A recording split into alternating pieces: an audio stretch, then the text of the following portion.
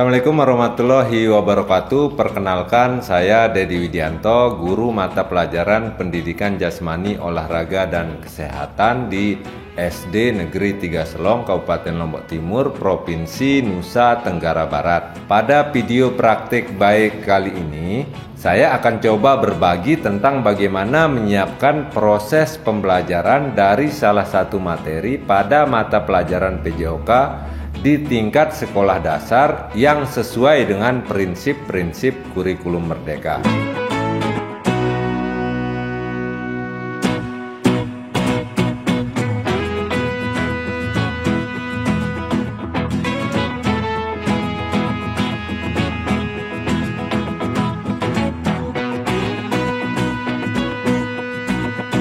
Nah, begitu Pak Guru bilang ya, kalian keluarkan potongan-potongan gambar itu dari amplopnya, kemudian kalian usahakan susun secepat mungkin. Hadirnya kurikulum merdeka merupakan salah satu upaya pemerintah dalam memperbaiki sistem pendidikan di Indonesia setelah masa pandemi berakhir. Sebagai seorang guru, tentunya saya mempunyai tugas dan tanggung jawab untuk memberikan kegiatan pembelajaran yang bermakna bagi seluruh peserta didik. Pada kurikulum merdeka, kita mengenal yang namanya modul ajar. Penggunaan modul ajar sebagai administrasi dalam merencanakan kegiatan pembelajaran merupakan salah satu dari sekian banyak yang harus dipahami oleh guru tentang kurikulum merdeka. Nah, istilah dan format penyusunan modul ajar masih menjadi sesuatu yang baru bagi sebagian besar guru, khususnya guru mata pelajaran PJOK di tingkat sekolah dasar.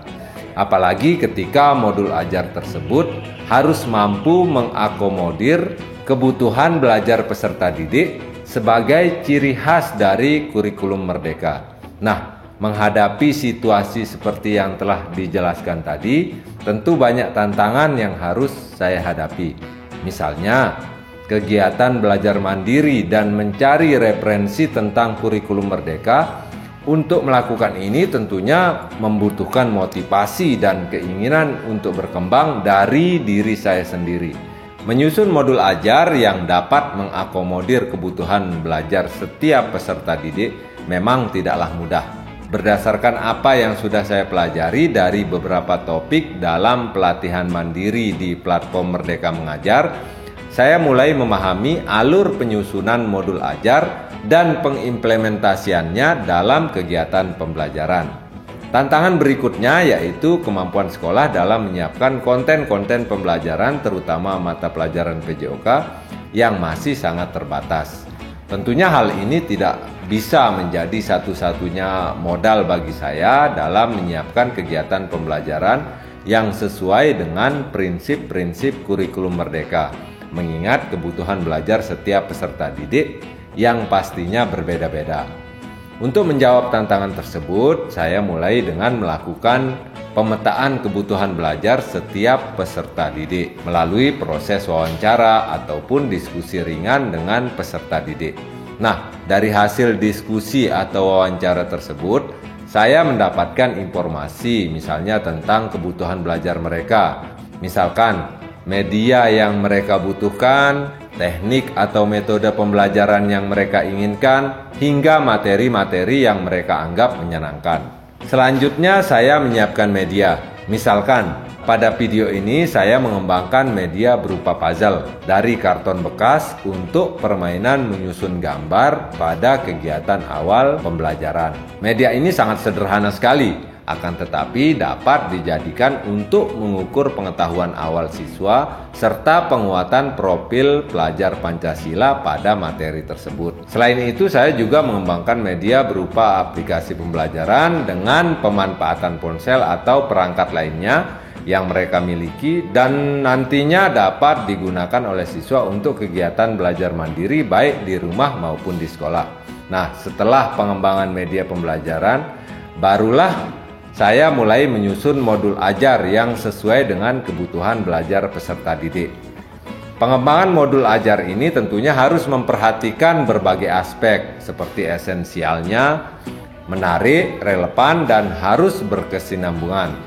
Kemudian barulah modul ajar tersebut disusun tahap demi tahap, mulai dari melengkapi informasi umum seperti tentang penulis modul, kompetensi awal, profil pelajar Pancasila, dan lain-lain.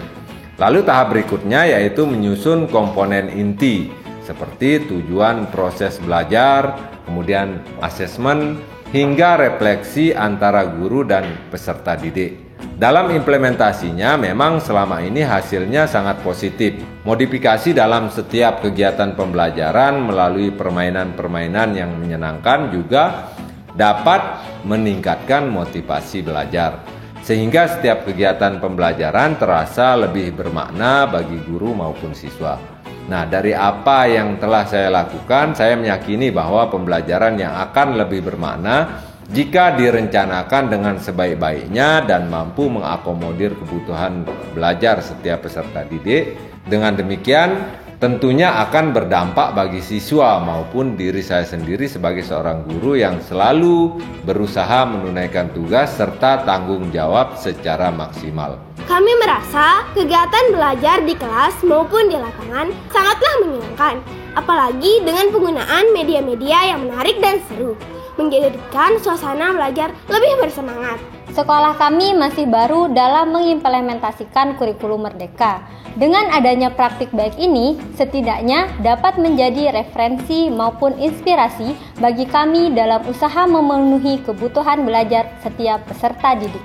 Harapan saya, ke depan rekan-rekan guru mampu memahami hal-hal yang berkaitan dengan implementasi kurikulum Merdeka, termasuk bagaimana menyusun modul ajar dengan memperhatikan kebutuhan belajar peserta didik.